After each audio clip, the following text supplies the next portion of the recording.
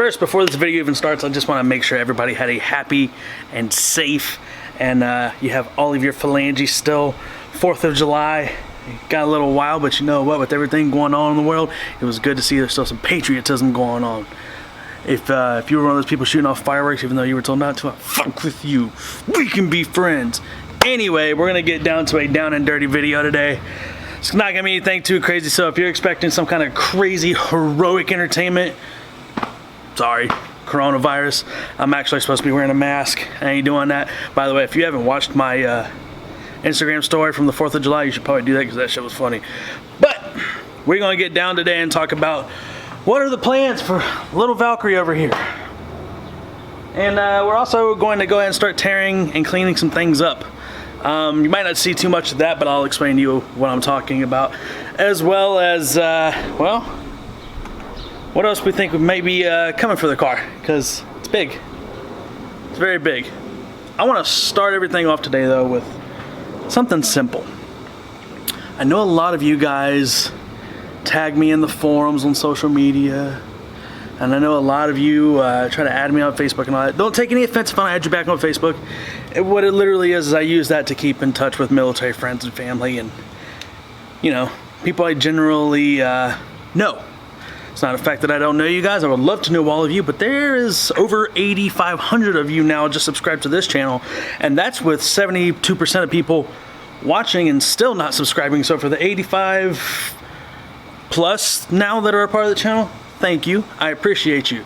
But back to the original point. If you add me into a comment on any of the forums, right?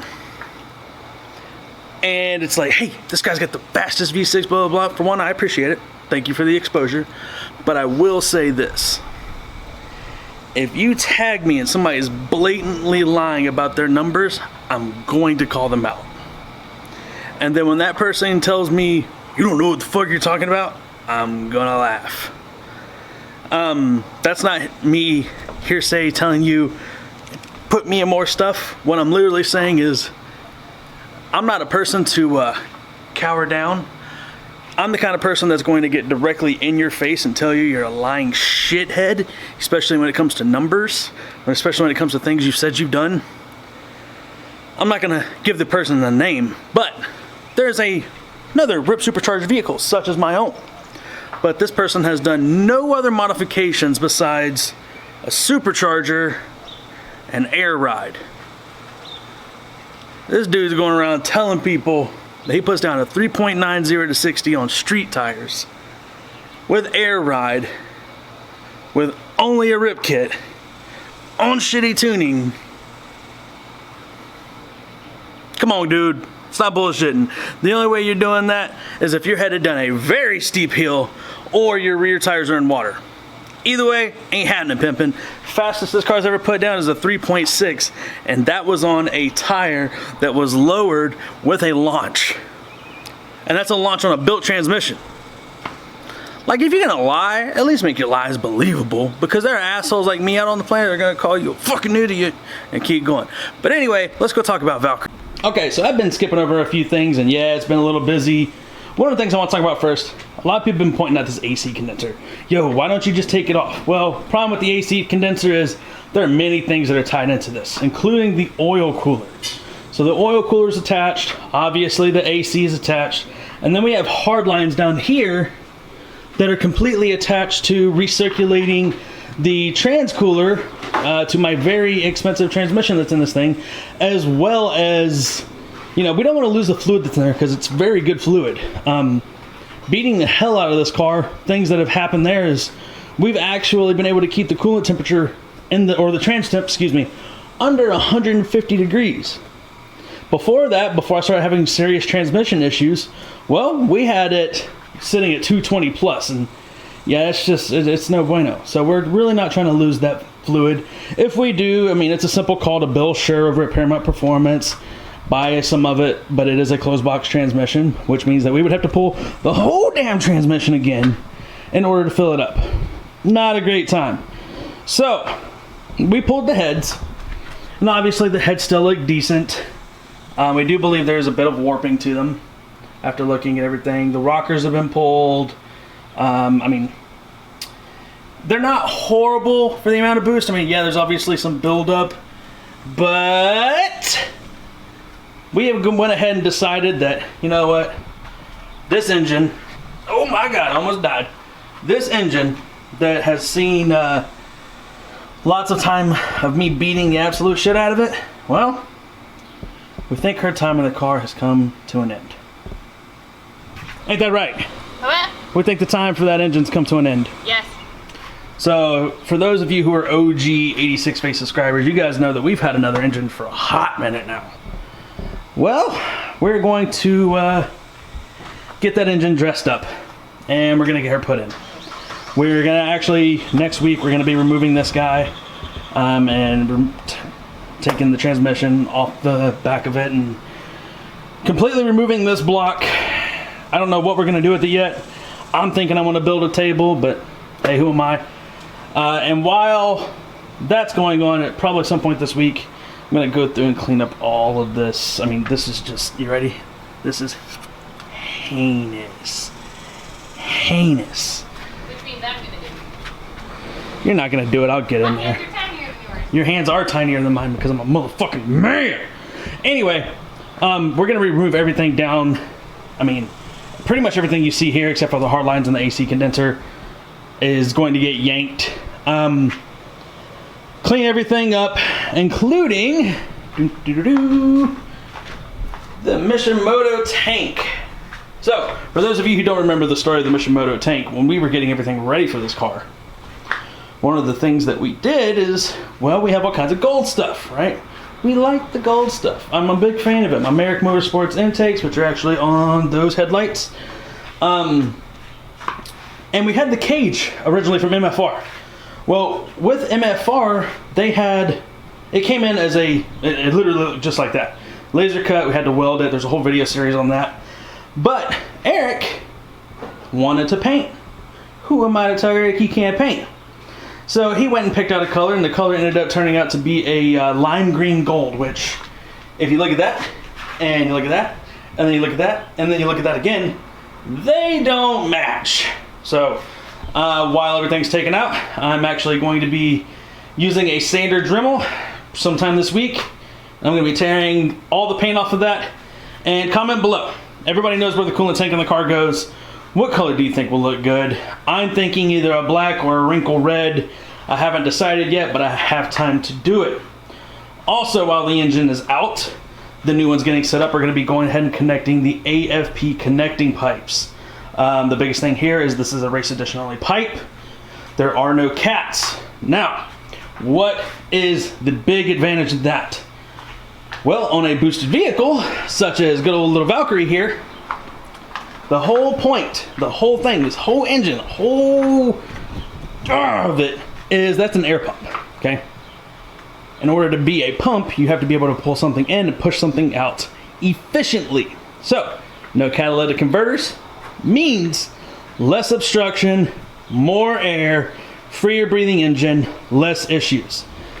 And while the engine's out, we're going to go ahead and pull off the heads off of that engine before it goes in, and we're going to go ahead and lock it down with my ARP head stud kit from 505 Performance out of Nevada. Almost died. Oh my God. Now, the plastic valve covers. I'm not really sure what I want to do with those yet. They do come in black. Obviously, from the factory, it's plastic black. I don't even know if they can be painted. But if they can, I'm probably going to play with the idea there. I mean, besides that, just cleaning everything up. I need to probably spec out a new alternator just because my original alternator is heinous. What'd you do? I cut myself. You what? I cut myself. You cut yourself? On what? I'm taking off the ugly emblem. Oh my God, are you doing that right now? Yeah. Sick. I sliced myself. Stop doing that. I didn't do it on purpose. So now you're going to take all the glue off. Wait. You're going to take Goo Gone to a vehicle that has paint damage. You're going to take a citrus-based product to a vehicle. What do I do? I already cut myself. Next time you talk to me, someone who has detailed vehicles before you just decide to rip off an emblem without even talking about it. Hey, nice prep work. Anyway, back to the car.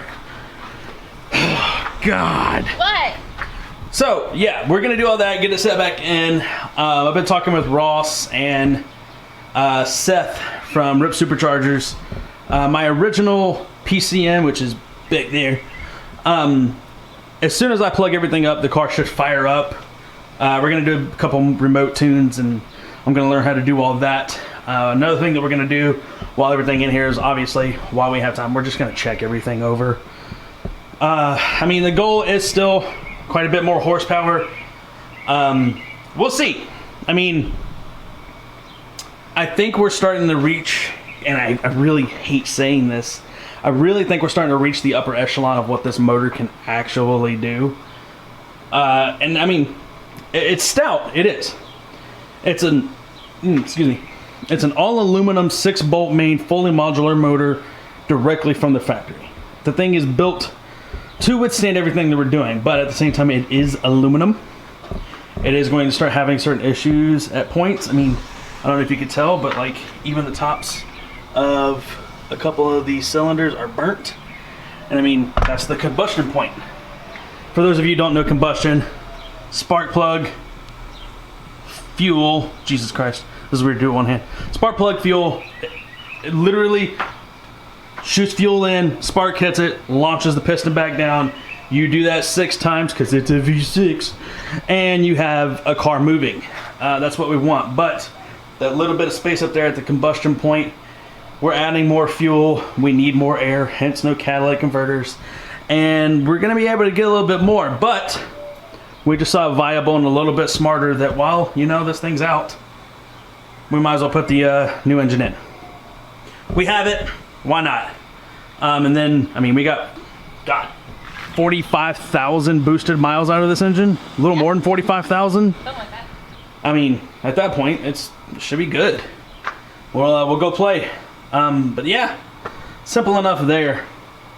I think I'm gonna bust out the Dremel and go ahead and start shaving some of that off. What do y'all think? Let's do it. Okay, so we're gonna use this Dremel Multi-Max thing. And I mean, if you've ever painted a car before, you know it's a bit of a pain in the ass.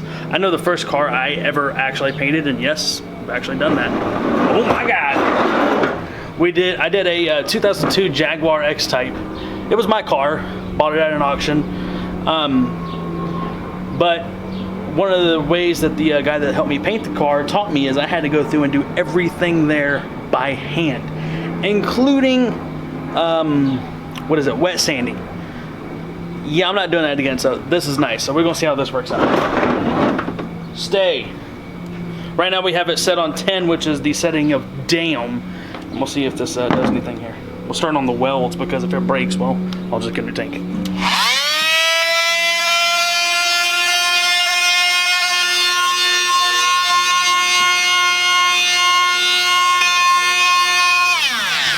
That is all clear coat dust, because we sprayed a bejesus amount on here. So if you look at this, right, see how it's like bubbled? It looks like a damn brain. That's because that paint and that clear coat were not meant for heat. And what your coolant reservoir does is it actually holds excess coolant. And when the valve is open, due to the engine being a little warm, yeah, that's right, to the engine being a little bit warm, it pulls the excess coolant out of here. But in the meantime, that excess extremely hot coolant goes back in here and causes this paint job, we'll call it that way, to bubble. So yeah, we're gonna fix that because this is heinous. Alright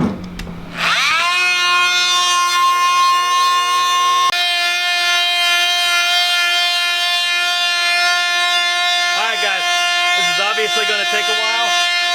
I'm gonna be here for a second. So in the meantime, like, share, subscribe, all that crazy shit. Stay savage.